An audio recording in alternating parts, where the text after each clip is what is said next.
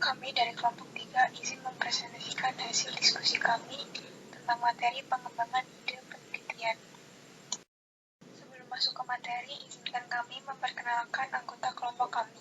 Yang pertama, ada Tika Dian Afifah dengan NPM 017, ada Amelia Putri Hapsari dengan NPM 074, ada saya sendiri Oktavia Nindita Putri Utami dengan NPM 082, Aulia Siwi dengan NPM 097, dan Nikodemus Christian dengan NPM 104. Urutan penelitian. Menentukan urutan penelitian khas yang dijelaskan oleh Howard dan Shep 1983 sebagai serangkaian tahapan yang kami harapkan akan berkembang melalui sebagian besar bentuk penelitian akuntansi, sementara bergerak dari ide asli bahkan publikasi akhir. Berikut adalah tahapan atau urutan penelitian. Yang pertama, ada identifikasi area yang luas. Persempit fokus dari akuntansi secara umum menjadi aliran yang terkait dengan akuntansi keuangan, akuntansi manajemen, auditing, pendidikan akuntansi atau sistem informasi akuntansi. Urutan yang kedua yaitu pilih topik. Spesifikasi subbidang untuk memberikan fokus yang lebih ketat dan subbidang yang kapasitas pengawasannya bersedia, tetapi subbidang yang dapat dimodifikasi sesuai perkembangan selanjutnya. Yang ketiga ada putuskan pendekatan. Pemikiran awal mengenai pendekatan yang akan diadopsi akan berkisar pada sumber daya yang tersedia, dan khususnya akses ke sumber data yang diperlukan. Yang keempat ada merumuskan rencana. Tonggak atau target harus ditetapkan sejak awal sehingga jelas bagaimana penelitian akan berkembang selama periode yang diperpanjang. Yang kelima, ada kumpulan informasi. Pengumpulan data dapat dilanjutkan dengan aman hanya kita mengenali dengan tepat apa yang ingin kita ketahui dan untuk apa dan untuk tujuan apa. Yang keenam ada analisis data. Metode analisis data dan persyaratan perangkat lunak harus terlihat pada awal proses penelitian. Yang ketujuh ada temuan saat ini. Temuan awal biasanya akan dipresentasikan pada lokanya dan seminar universitas dan kemudian pada konferensi spesialis. Urutan penelitian di atas dapat dengan mudah diperas untuk memberikan elemen pendekatan positivis tradisional seperti yang dirancang oleh Howard 1970. Pendekatan ini mengasumsikan adanya spesifik kondisi. Antara lain, yang pertama ada spesifikasi hipotesis a priori yang dirumuskan berdasarkan teori dan literatur sebelum data dikumpulkan atau kinerja lapangan direnungkan. Yang kedua ada spesifikasi kriteria a priori untuk mengukur akseptabilitas hipotesis, paling sering dalam bentuk statistik standar tes. Yang ketiga ada isolasi dan kontrol variabel yang akan diselidiki. Determinasi variabel mana yang akan diperlukan sebagai dependen, mana yang akan independen atau penjelas, dan mana yang akan dipertahankan konstan, dicocokkan, atau diabaikan. Yang keempat ada verifikasi metode pengukuran dan variabel. Spesifikasi variabel mana yang dapat diukur yang akan membutuhkan penggunaan variabel proksi atau instrumen pengukuran dari beberapa bentuk. Metode penelitian akuntansi. Dari tabel tersebut dapat diketahui bahwa riset arsip dan eksperimen laboratorium terdiri dari pengujian hipotesis menggunakan instrumen atau metode atau kontrol standar, data kuantitatif, positisme deduktif. Kemudian metode survei, penelitian tindakan dan penelitian lapangan terkait dengan adanya metode penelitian semu, survei atau wawancara berbasis lapangan yang terkait juga dengan akun subjektif situasi dalam, tidak ada hipotesis a priori dan data kualitatif kemudian menghasilkan metode etnografi. Munculnya topik penelitian. Untuk memilih topik penelitian, kita harus meneliti yang menarik bagi peneliti dan supervisor, di mana proyek berkontribusi pada kualifikasi doktoral. Topik harus membangkitkan antusiasme pada peneliti di awal. Jika tidak dan tidak mungkin bertahan selama periode studi yang berkepanjangan, di mana motivasi pasti akan berkurang, bahkan untuk sementara. Berikut ada sumber topik yang bisa kalian ketahui secara umum. Yang pertama ada masalah di tempat kerja dengan implikasi yang berpotensi lebih luas. Yang kedua ada masalah atau aplikasi yang terlihat di koran atau di televisi. Yang ketiga ada presentasi konferensi yang mengungkapkan arah yang sedang dieksplorasi oleh orang lain dan peneliti. Yang keempat ada kertas kerja dan tesis yang diselesaikan di tempat lain yang biasanya paling sedikit 2 tahun dari publikasi. Yang kelima ada buku teks, khususnya di bidang yang berhubungan dengan manajemen yang merupakan sumber konstan dari teori yang belum teruji. Yang keenam ada review artikel, yang ketujuh ada tinjau monografi, yang keenam ada artikel jurnal yang dirujuk, terutama bagian akhir. Terus itu mengungkapkan kekurangan dalam peneliti yang ada, kesenjangan dalam pengetahuan, dan peluang peneliti kami. Oleh karena itu, ide-ide jarang muncul dari percikan pemikiran orisinal. Kemungkinan besar perkembangan pemikiran akan muncul di tempat lain dengan pecetus telah membuang ide-idenya atau tidak melihat nilai penuhnya. Selanjutnya ada siklus belajar Kolb.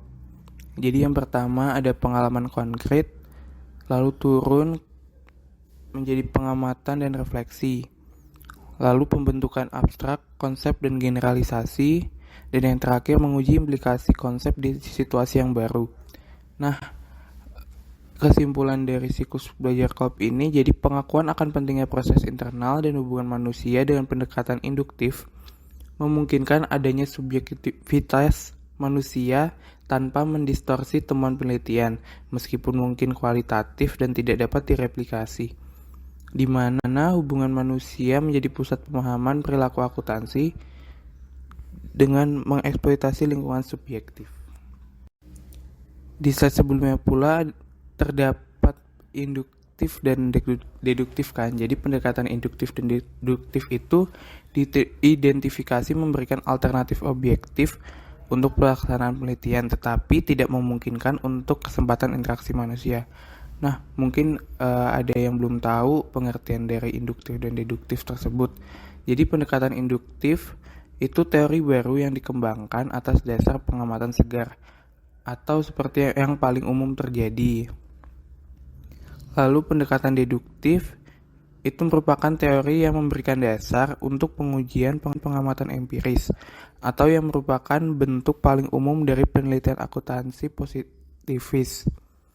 Jadi pendekatan deduktif ini cocok dalam lingkungan yang sangat terstruktur dan melibatkan pengujian empiris model teoritis, sehingga kendalanya bergantung pada integritas metode kuantitatif dan statistik, namun hubungan sebab akibat.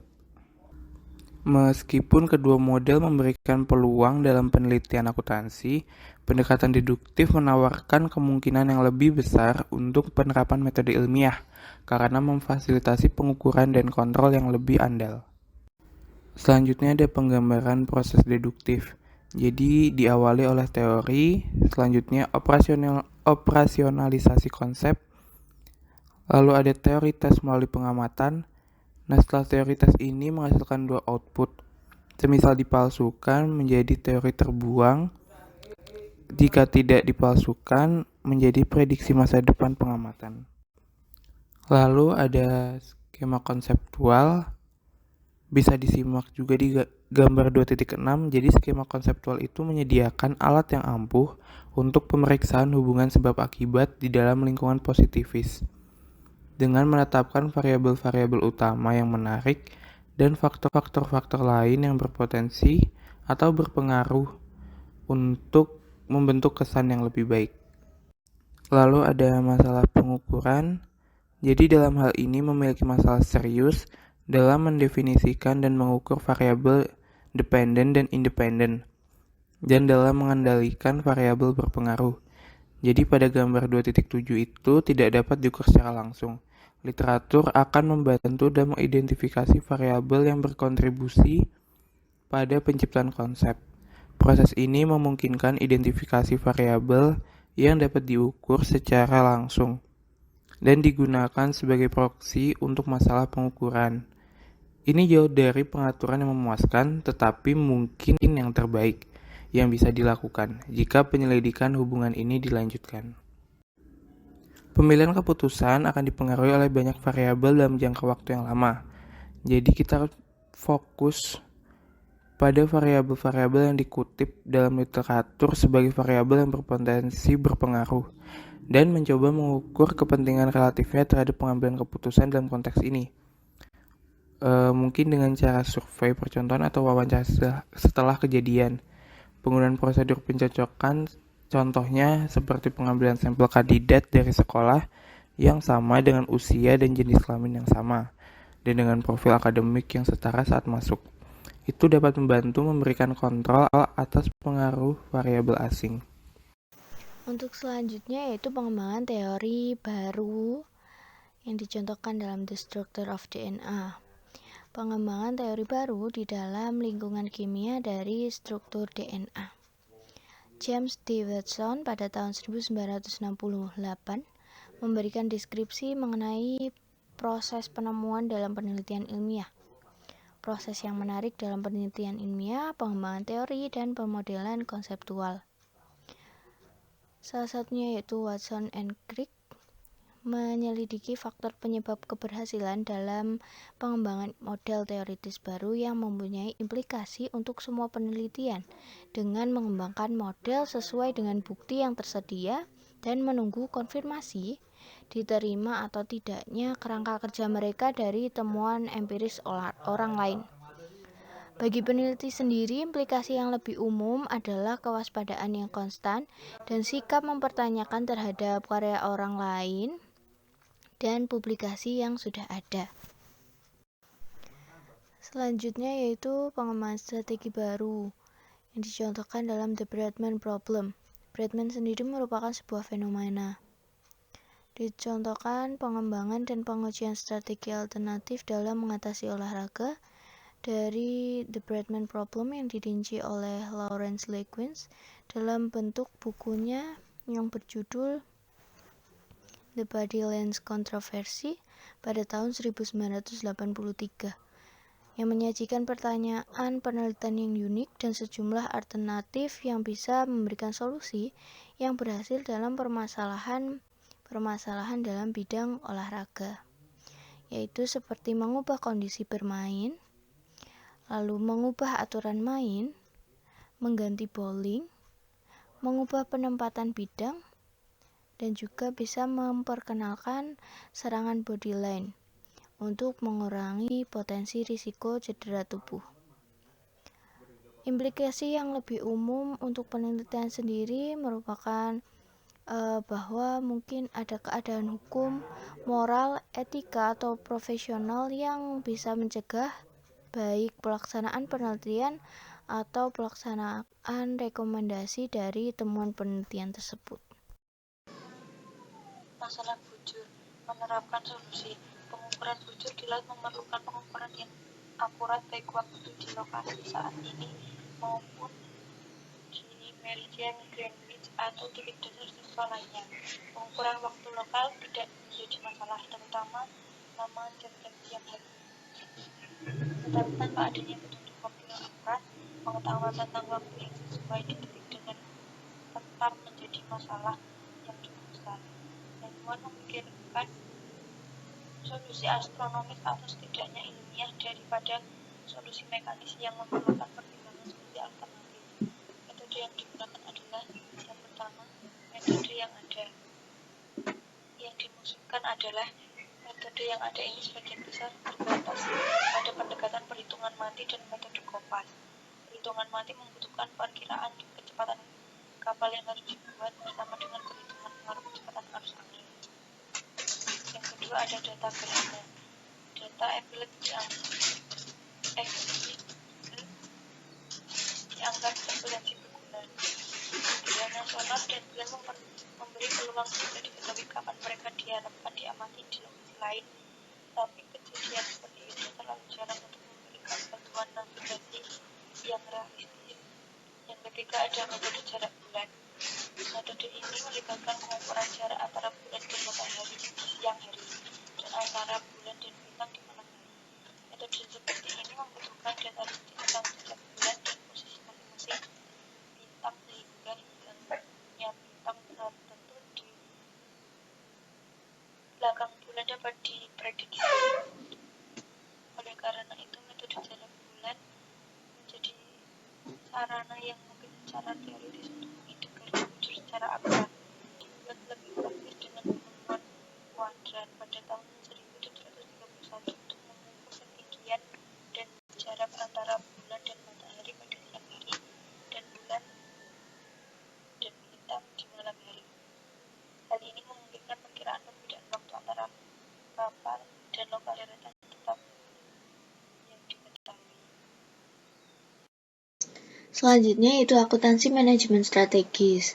Dalam lingkungan akuntansi sendiri kita dapat mengamati di dalamnya yaitu identifikasi, definisi, dan solusi untuk bisnis praktis yang memerlukan spesifikasi hati-hati dari penelitian maupun pengembangan hipotesis dan juga strategi implementasi alternatif.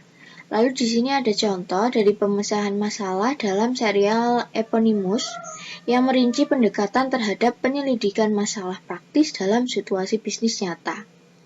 Dalam gambar di bawah ini yaitu data bersejarahnya.